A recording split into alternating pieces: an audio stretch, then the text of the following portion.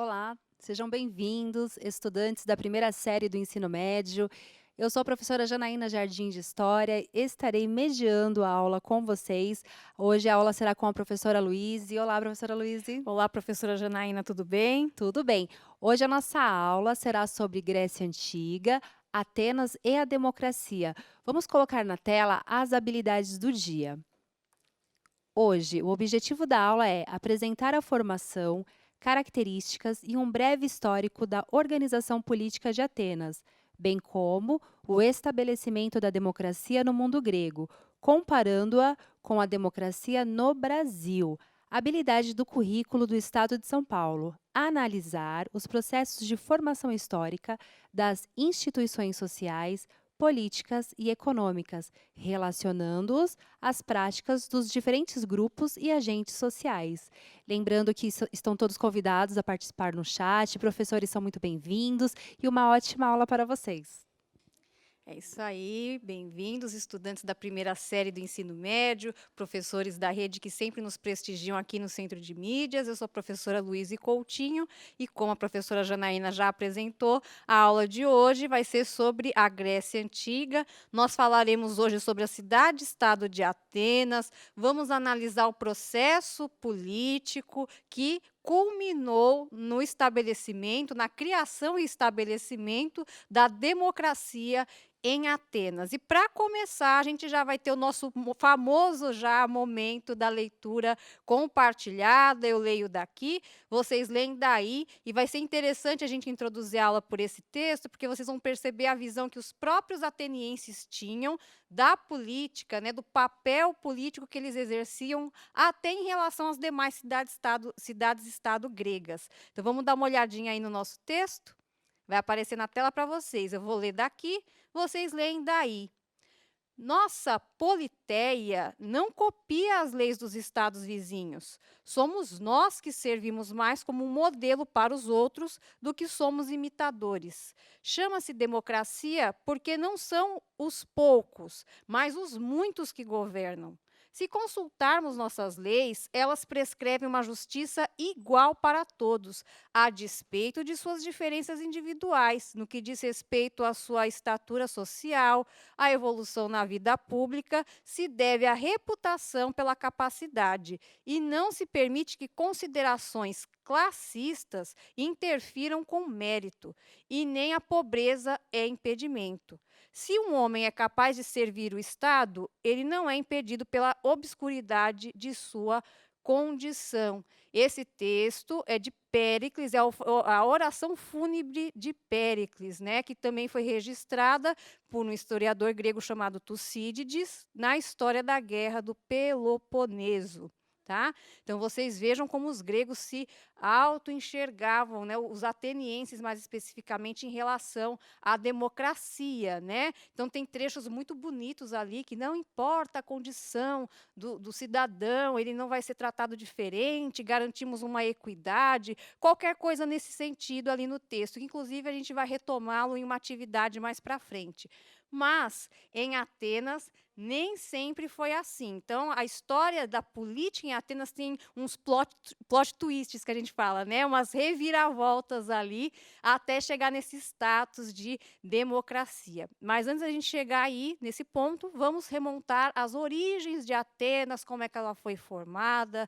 Isso tem muito a ver também depois com a divisão da sociedade, a gente vai ver isso. Então, vamos começar apresentando um mapa aí de Atenas, tá? Mais precisamente da Península Balcânica como um todo. Esse círculo em vermelho aí é a localização da cidade-estado de Atenas. Então, vocês vejam que ela fica ao sul da Península Balcânica, bem, né, com saída para o mar ali. A ocupação dessa área da península que formou Atenas. E os jônios foram os povos aí que predominaram nessa ocupação. E a atividade principal dos atenienses era o comércio marítimo. Então, vocês olhem aí no mapa, percebam o quão recortado é o terreno, né?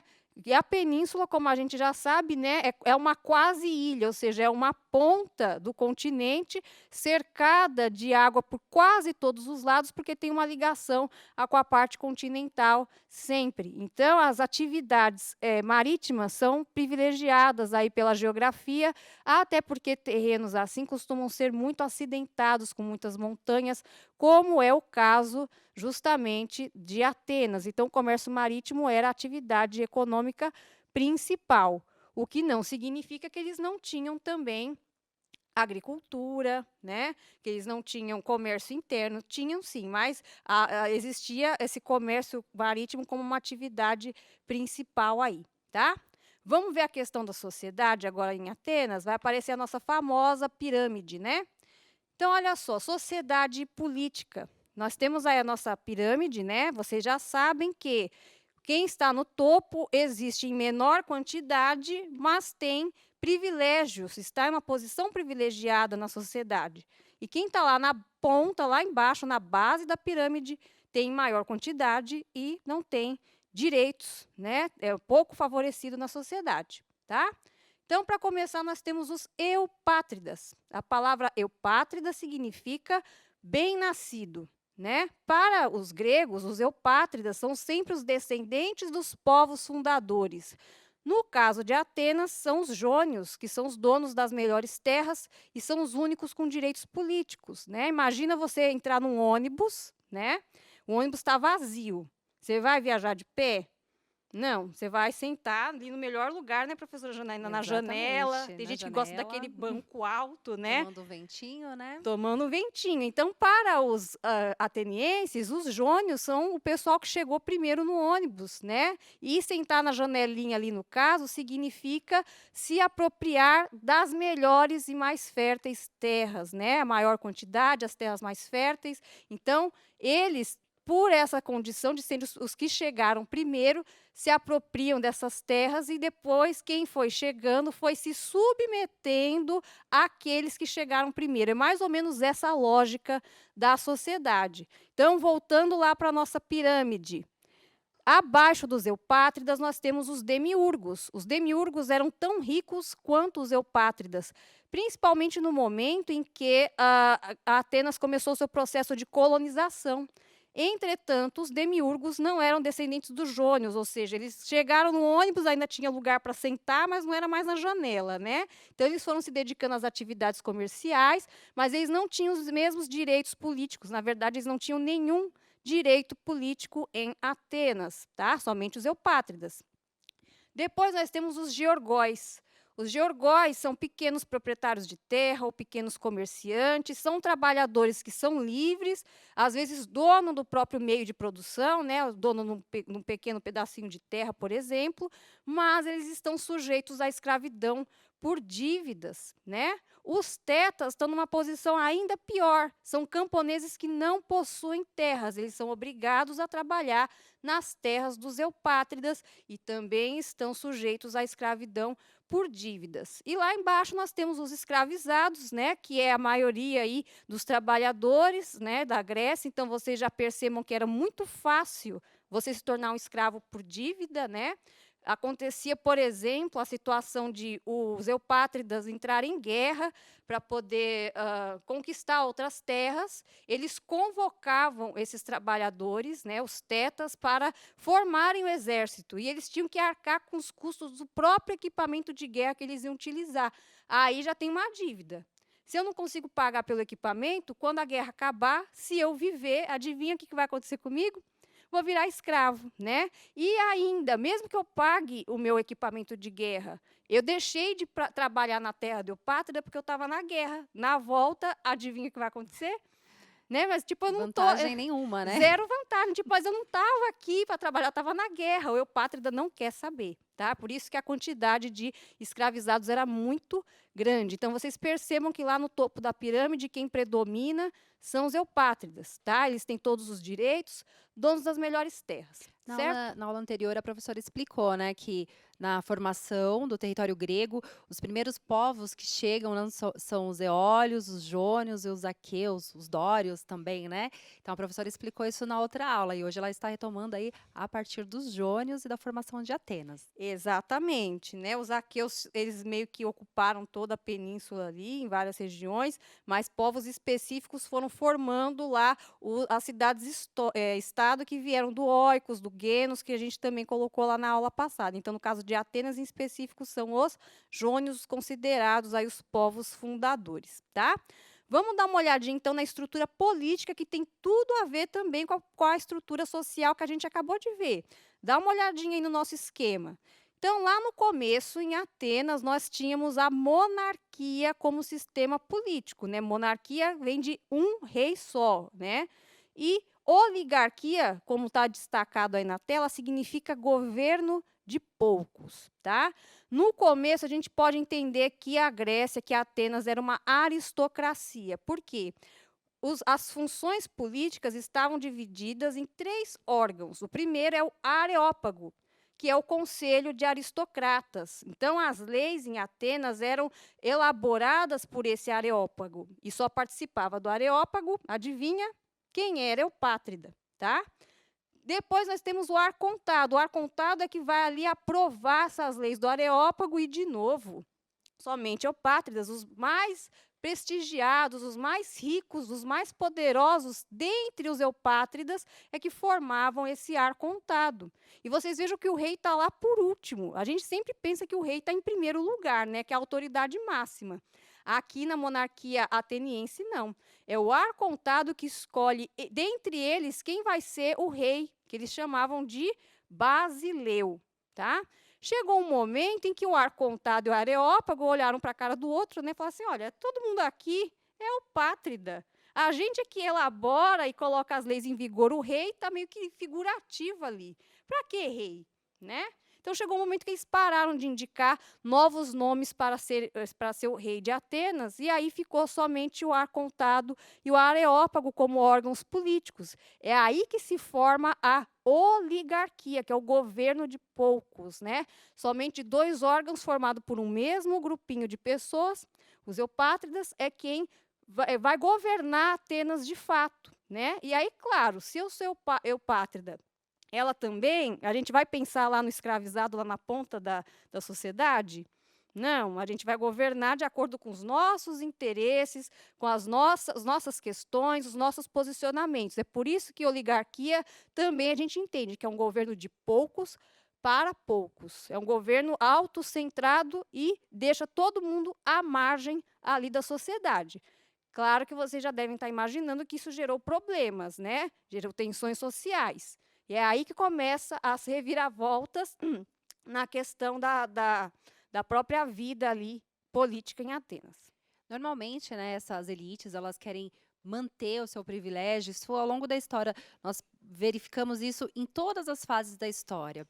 Nós temos sempre uma elite, e essa elite ela quer se manter no poder, então ela vai fazendo algumas manutenções ali no sistema social, político, econômico, para que ele não perca o seu privilégio de elite, né? E continue andando ali no ônibus, mas sentado na janelinha, né? Exatamente, porque o pessoal quer ficar no ônibus e na janela. Só que chega um momento que as tensões sociais são tão gritantes que essa posição privilegiada começa a ficar ameaçada. E às vezes, para você manter esta posição, é preciso que você ceda um pouquinho.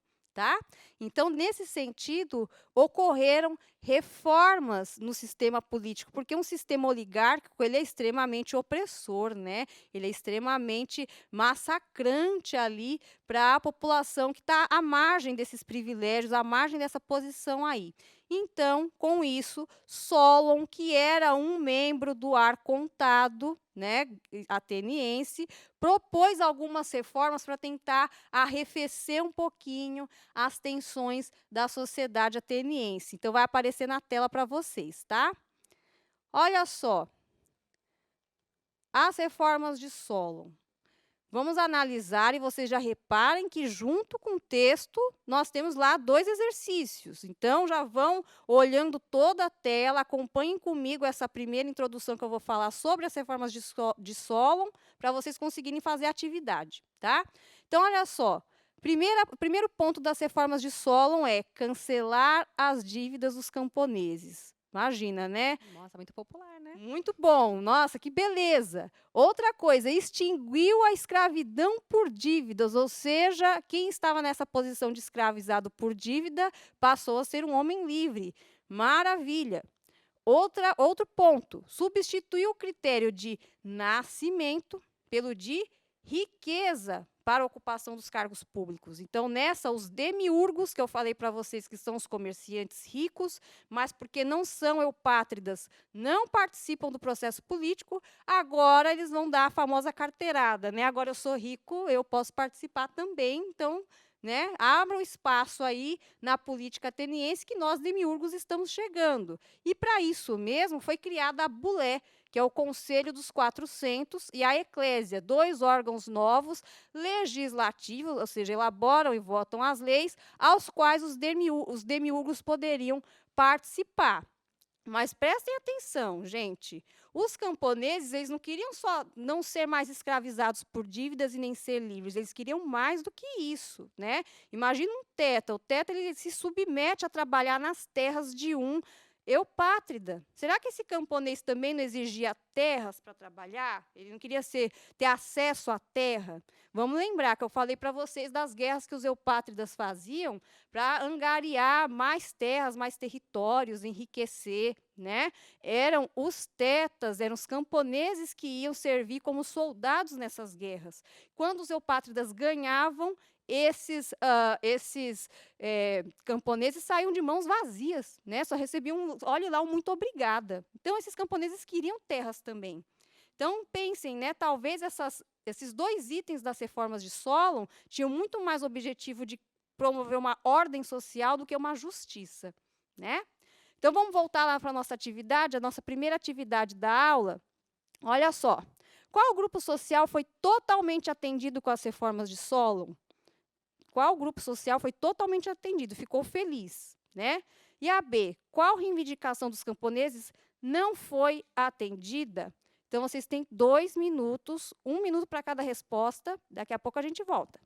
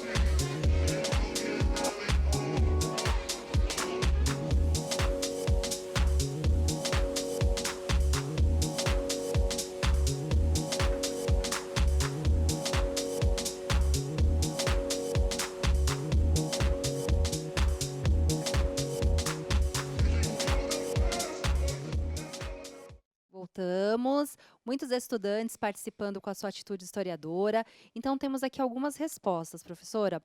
A Daniele, ela disse que os ricos e 2, possuir terras.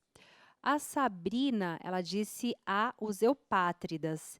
E Nós temos aqui a Verônica, que responde A, demiurgos e B, posses de terras. Qual está correto?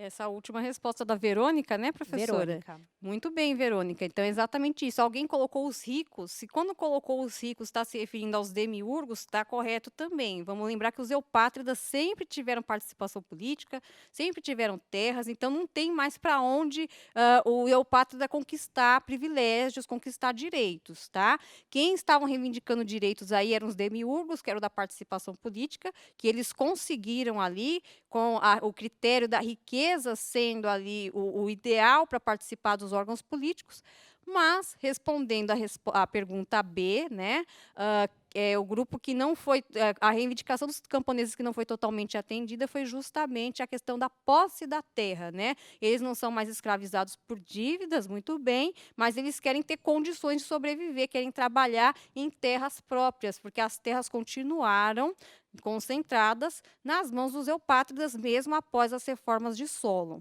tá? E as reformas de Solon, gente, causaram outros problemas, né? Aquela coisa, você não resolve um problema sem criar outro, né? Na visão dos eupátridas, essas reformas de Solon causou polêmica. Houveram eupátridas que apoiaram, o próprio Solon era eupátrida, né? Falaram assim, não, realmente, né? Vamos conceder alguns direitos para o povo, não dá para concentrar tudo na nossa mão, vai ser bom, porque o pessoal vai ter menos rebeliões sociais, essa é uma beleza. Já outros que não queriam perder nenhum privilégio, nenhum, não queriam ter que dividir esse protagonismo político com os demiurgos, esses ficaram contra. Então, houve, após as reformas de Solon, um racha, uma divisão entre os próprios eupátridas, os que eram favoráveis às reformas de Solon e os que eram contra. Inclusive, o professor Marco Antônio, ele está respondendo assim, ó, ele está colaborando com a aula. Ele disse assim, ó, sempre o poder concentrado nas mãos de uma pequena maioria. Porque os eupátridas, além de serem muito bem nascidos, eles eram ricos, né? E esse poder estava todo concentrado. Exatamente, e não querem deixar de concentrar. Então, aquela coisa, não querem ceder nada. Então, mesmo após as reformas de Solon, continuou o pessoal descontente. Lá na ponta da pirâmide, os eupátridas, muitos ficaram descontentes com as reformas de Solon, e lá embaixo, entre os tetas, também, né? Porque, como a gente colocou aí no nosso exercício, né? Os camponeses queriam mais, eles queriam a posse da terra e eles não foram atendidos. Então, o tiro acabou saindo um pouquinho pela culatra, né? E o Solon tentou arrefecer, apaziguar um pouquinho as tensões sociais, mas ele acabou gerando outras, né? E aí a população ateniense, principalmente os camponeses, continuaram no processo de outras rebeliões sociais ocorrendo aí. Então, entrou um caos social após as reformas de Solon, não deu muito certo. E aí, num cenário de caos social, de desordem, de rebeliões, de conflitos entre classes, entre grupos da sociedade, as pessoas começam a clamar pelo restabelecimento da ordem, né? Alguém tem que colocar ordem em Atenas, está uma bagunça, né? As classes, os grupos sociais não se conciliam, não se entendem. E agora? Sempre vai chegar alguém com a famosa solução mágica, né? Alguém que fala assim, eu vou dar conta de consertar toda a bagunça aí. E esse alguém foi Pisístrato. Olha que nome bonito aí. Quando Nossa, vocês tiverem um filho, põe Pisístrato, que vai ser bem diferente. inspiração, né? Inspiração aí. Então, vai aparecer na tela para vocês, ó. Então, após as reformas de Solon, né, camponeses e eupátridas insatisfeitos aumentam as tensões sociais e aí vem, né, o salvador da pátria, Pisístrato, que era um eupátrida. Ele era do time que era favorável às reformas de Solon, né? E com essa cisão entre os eupátridas, criou-se inimizades dentro desse grupo. Então, Pisístrato tinha lá os seus eupátridas contrários às reformas, que eram seus inimigos. A primeira coisa que ele fez quando ele tomou o poder, que ele foi através de uma espécie de golpe, né? Ele falou assim: alguém tem que assumir, eu vou assumir Atenas aqui, para colocar ordem de novo, né? E quando você chega no poder de uma forma meio que autoritária, você precisa angariar da população um apoio para você se manter. Então, olha o que o Pisístrato fez. Vamos confiscar as terras dos eupátridas, os meus eupátridas inimigos, e vou distribuir essas terras para os pobres. Isso nunca dá certo, né? Então, no primeiro momento, até deu. o pessoal, os camponeses que estavam reivindicando terras, quando o Pisístrato faz isso, eles vão à loucura, tipo, chegou finalmente a solução, né? E ele foi fazendo outras medidas que o pessoal começou a falar assim, nossa, esse Pisístrato realmente, né? Tá muito bom isso daí. Então, olha só as outras medidas dele. Né? Além de confiscar as terras dos eupátridas e distribuí-las para os pobres, ele concedeu empréstimos aos pequenos comerciantes. Lembra lá dos georgóis, né? Eles ficaram ali meio à mercê, agora vamos dar um agradinho para eles também. Modernizou Atenas com portos, bibliotecas. Agora o cidadão comum, o homem comum de Atenas tinha acesso à cultura, coisa que não acontecia, né? Mas olha o tempo que Pisístrato ficou no poder, de 560 a 527. Foi bastante tempo. E essas medidas foram logo no começo. Aí foi passando o tempo, o pessoal conquistou algumas coisas, a população vai reivindicando mais, né? Olha, ele chegou, já deu as terras para os pobres, vamos reivindicar mais coisas, vamos continuar na luta, né? Só que não, né? Porque ele deu lá no começo para angariar o apoio. Agora chega, né? Depois, com o passar do tempo, quando a população se levantava para reivindicar coisas, aí ele utilizava da violência para sufocar. Porque a questão do Pisístrato não é promover justiça social, é para promover a ordem. Foi quase igual a questão do Solon, né? Vamos conceder algumas coisas para as camadas mais pobres para aliviar as tensões sociais e restabelecer a ordem. Ninguém está pensando em justiça, ninguém está se colocando no lugar dessas camadas mais desfavorecidas, né? Então, com o tempo, o governo do Pisístrato, como está lá no título do nosso slide, vamos voltar lá, se configurou em uma tirania. Ele era um ditador.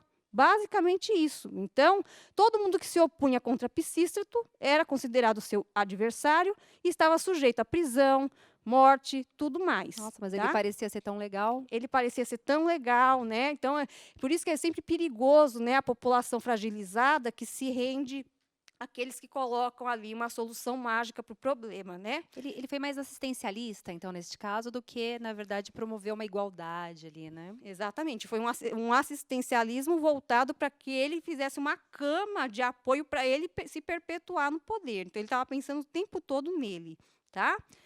Claro, depois desse momento de tirania aí, durou bastante tempo, mas quando o Pisístrato morre, entram seus filhos no governo, né, que é o Hípias e o Hiparco. Eram gêmeos, subiram ao poder, né, como herdeiros do trono, porque na tirania a gente tem ali a questão da hereditariedade, mas esses meninos não duraram um ano no poder.